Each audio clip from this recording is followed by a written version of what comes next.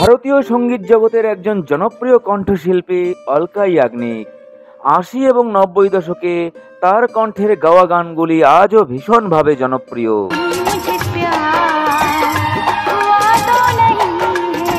দেশের বিভিন্ন ভাষায় অলকাজি প্রায় ২০,০০০-এরও বেশি গান গেয়েছেন।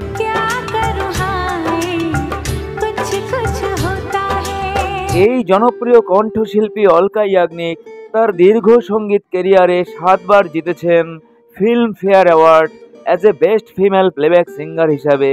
তার ঝুলিতে রয়েছে ৩ বার জাতীয় পুরস্কার। कुछ याद आने लगा, कुछ भूल जाने लगा, क्या ना करे क्या करे। তার কণ্ঠের গান হৃদয় ছুঁয়েছে প্রতিটা সঙ্গীত প্রেমীর। সঙ্গীত জগতের এই সুর সম্রাজ্ঞী হয়তো আর কখনোই গান গাইতে পারবেন না। সাম্প্রতিক সময়ে তিনি আক্রান্ত হয়েছেন লো হিয়ারিং অডাসিটি নামে বিরল এক রোগে।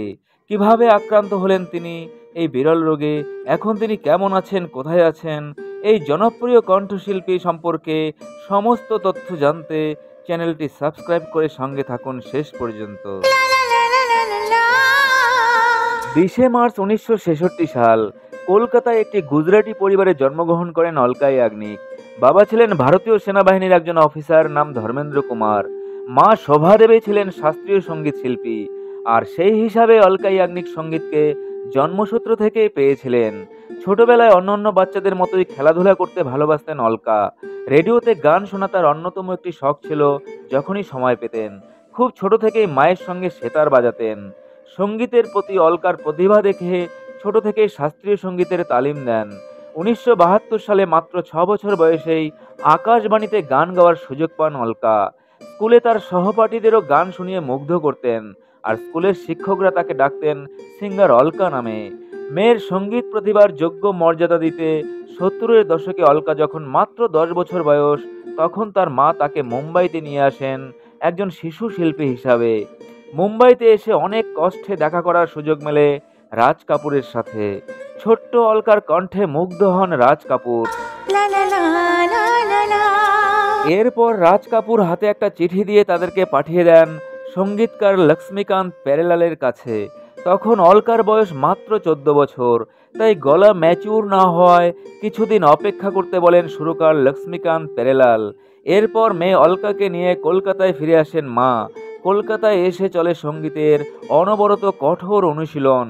মেয়েকে নিয়ে মুম্বাই বারবার যেতে মাকে সমস্যায় পড়তে হয়, তাই নির্দিষ্ট সময়ের আগেই চাকরি ছেড়ে অবসর নিয়ে নেন অলকার বাবা ধর্মেন্দ্র কুমার।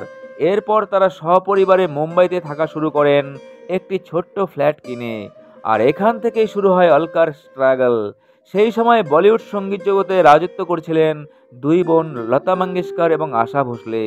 আর এই দুজনের মাঝে নতুন করে কোনো সিঙ্গার উঠে আসা এক প্রকার অসম্ভব ছিল। সেই সময়ে কবিতা কৃষ্ণমূর্তি, অনুরাধা পরওয়াল এনারাও দু একটি সিনেমাতে গান গেয়ে সুযোগের অপেক্ষা করছিলেন। আর অলকা তখন একেবারেই নবাগত, কিন্তু মুম্বাইতে থাকাকালীন দু একটি স্টেজ শো করে বেশ নামডাক হয়েছিল অলকার। এরপর দীর্ঘ প্রতীক্ষার পর ১৯৮০ সালে পায়েল কি ঝঙ্কার ছবিতে একটি গান গাওয়ার সুযোগ পান অলকা ইয়াগনিক।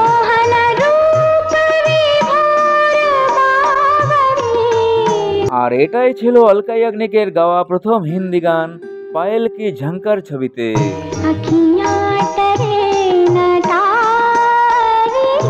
আর এই গানটি সারা ভারতে জনপ্রিয়তা পেয়েছিল, কিন্তু জনপ্রিয়তা পাওয়া সত্ত্বেও লতাজি এবং আশাজির সাথে কম্পিটিশনে পেরে ওঠেননি অলকা ইয়াগনিক। এরপর ২ বছর তার এভাবেই কেটে যায়। এরপর ১৯৮২ সালে তিনি পুনরায় সুযোগ পেলেন হামারি বহু অলকা সিনেমাতে গান গাওয়ার।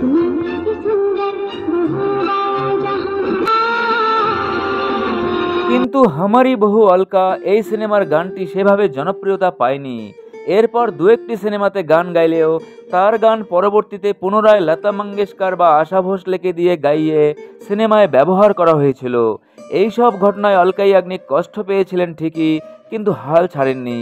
আর এভাবেই তার ৫-৬ বছর চলে যায় তার কেরিয়ার। এরপর ১৯৮৮ সালে অনিল কাপুর, মাধুরী দীক্ষিত অভিনীত তেজাব নামের একটি সিনেমা তৈরি করেছিলেন পরিচালক এন চন্দ্র। সঙ্গীত পরিচালনার দায়িত্বে ছিলেন লক্ষ্মীকান্ত প্যারেলাল।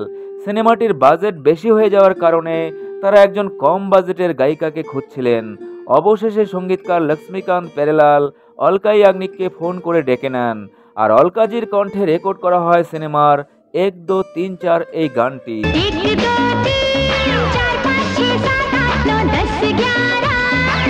আর তেজাব সিনেমায় অলকাজির কণ্ঠের এই গান হয় সুপার হিট। এই একটা গান রাতারাতি অলকা ইয়াগনিককে বানিয়ে দিল সুপারস্টার।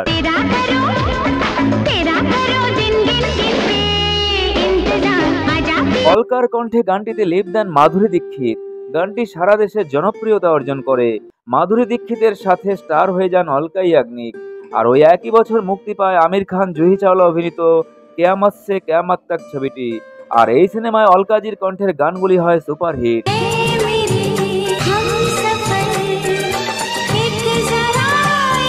আর এসব গান রাতারাতি অলকা ইয়াগনিককে সুপারস্টার বানিয়ে দিল।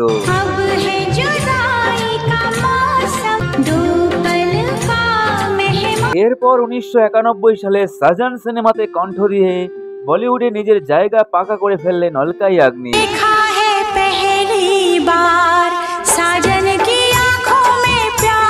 আর ঠিক একই সময়ে আশিকি সিনেমাতে গান গেয়ে রাতারাতি জনপ্রিয়তা পান কুমার শানু।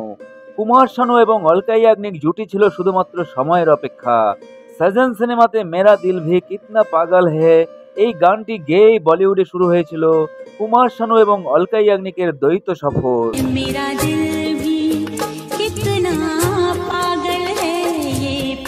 আর এরপরেরটা সবারই জানা, টানা 10 বছর বলিউড সিনেমাতে রোমান্টিক গান মানেই কুমার শানু এবং অলকা ইয়াগনিক জুটি।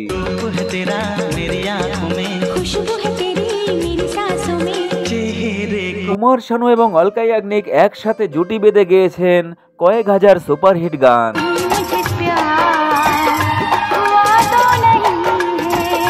10 বছরে 7 বার শ্রেষ্ঠ গায়িকা হিসাবে অলকা ইয়াগনিক জিতেছেন ফিল্মফেয়ার অ্যাওয়ার্ড। তার ঝুলিতে আসে 3টি জাতীয় পুরস্কার। তবে 90 দশকের শেষের দিকে বলিউড সঙ্গীত জগতে শ্রেয়া ঘোষাল, নেহা কক্করদের মতো সিঙ্গারদের আগমন ঘটে। ফলে অলকা ইয়াগনিকের মতো সিঙ্গারদের গান কিছুটা হলেও কমতে থাকে। সাম্প্রতিক সময়ে বিভিন্ন টিভি চ্যানেলে রিয়েলিটি শোতে বিচারক হিসাবে অলকা ইয়াগনিককে দেখা যেত। কিন্তু এরই মাঝে একটা দুঃসংবাদও রয়েছে। সঙ্গীত শিল্পী অলকা ইয়াগনিক নিজেই টুইট করে জানিয়েছিলেন তিনি লো হিয়ারিং অডাসিটি নামক বিরল রোগে আক্রান্ত হয়েছেন, যার জন্য তার 2 কান অকেজো হয়ে গিয়েছে। শ্রবণ শক্তি তিনি হারিয়ে ফেলেছেন, যার কারণে কোনো গানই তিনি আর গাইতে পারছেন না। জীবনে গায়িকা হিসাবে প্রতিষ্ঠিত হওয়ার পূর্বেই শিলংয়ের ব্যবসায়ী নীরজ কাপুরকে বিয়ে করেছিলেন অলকা ইয়াগনিক। অলকাজির এই দুঃসময়ে পাশে থাকতে একমাত্র মেয়েকে নিয়ে ছুটে এসেছেন স্বামী নীরজ কাপুর। প্রয়োজনীয় সমস্ত ট্রিটমেন্ট নিচ্ছেন তিনি। এই দুঃসময়ে অলকা ইয়াগনিক তার সমস্ত ভক্তদের পাশে থাকার অনুরোধটুকু জানিয়েছেন। এই জনপ্রিয় সঙ্গীত শিল্পী খুব তাড়াতাড়ি সুস্থ হয়ে উঠুক, এটাই আমাদের প্রার্থনা। আমাদের সকলের প্রিয় সঙ্গীত শিল্পীর দ্রুত আরোগ্য কামনা করে শেষ করছি আজকের ভিডিও।